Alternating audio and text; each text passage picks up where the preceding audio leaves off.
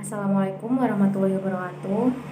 Perkenalkan, nama saya Fadila Ayustianingrum dari kelas Perbankan Syariah 2E, Fakultas Ekonomi dan Bisnis Islam dengan NIM 205231161. Pada kesempatan kali ini, saya akan menceritakan kembali tentang Perjanjian Giyanti dan terbelahnya Pulau Jawa guna memenuhi tugas mata kuliah Ilmu dan Budaya Jawa. Perjanjian Giyanti merupakan salah satu peristiwa besar di masa silam. Perjanjian Giyanti ini lahir sebagai sebuah kesepakatan segitiga politik antara VOC, Sultan Pakubuwono III, dan Pangeran Mangkubumi yang terjadi pada tanggal 13 Februari tahun 1755.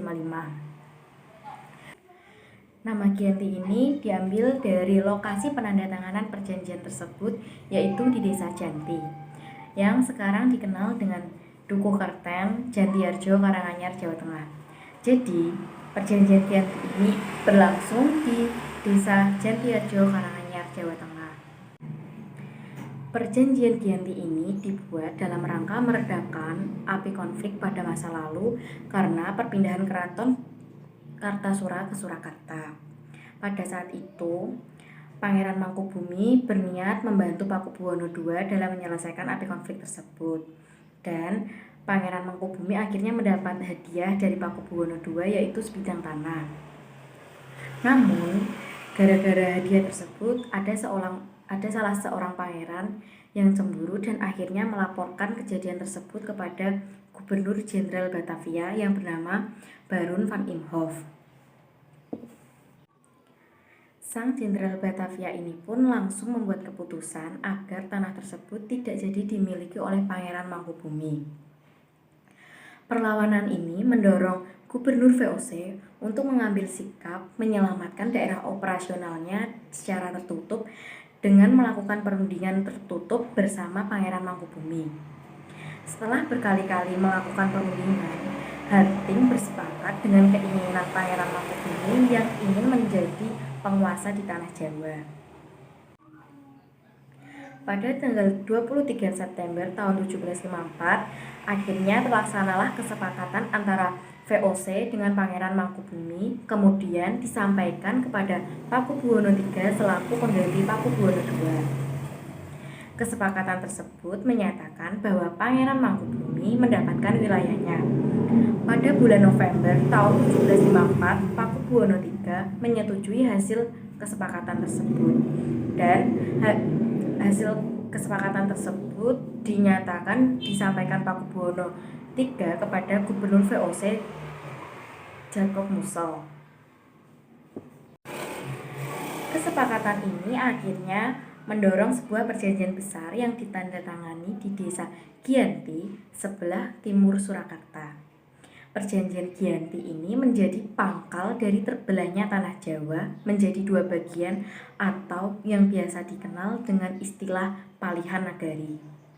Hal inilah yang menjadi awal mula naiknya tahta Mangkubumi di Yogyakarta sebagai Sri Sultan Hamengkubuwono I dengan gelar Senopati ing Ngaloga Sayyidin Panatagama Khalifatullah yang ditandatangani pada tanggal 13 Februari tahun 1755. Perjanjian Giyanti yang tidak merinci pembagian wilayahnya sehingga menimbulkan berbagai deretan peristiwa.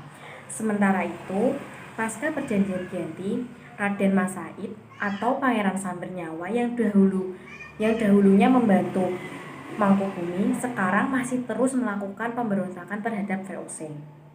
Pada bulan Oktober tahun 1755, Pangeran Sambernyawa pun berhasil mengalahkan satu pasukan kelompok VOC. Kemudian, pada bulan Februari tahun 1756, Pangeran Sambernyawa juga hampir membakar keraton yang baru didirikan di Yogyakarta.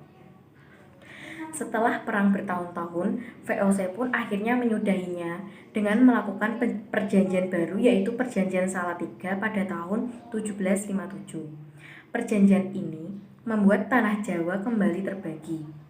Pada perjanjian ini disepakati bahwa Pangeran Sambernyawa mendapatkan sebagian dari wilayah Kasunanan Surakarta dengan wilayah kekuasaan yang dikenal dengan Kadipaten Mangkunegaran. Pangeran Sambernyawa pun mempunyai tahta dengan gelar Kanjeng Gusti Pangeran Adipati Arya Mangkunegara Lelono Jayamisesa Senopati ing Ngaloga Satriyaraga Mataram ing Nagari Surakarta Hadiningrat. Keterbelahan Jawa ini belum terhenti. Pada tahun 1813, masa Gubernur Jenderal Thomas Stamford Raffles dari Kerajaan Inggris, Kesultanan Yogyakarta juga terbelah dengan lahirnya Pakualaman. Dengan demikian, tanah Jawa memiliki 4 wilayah pemerintahan.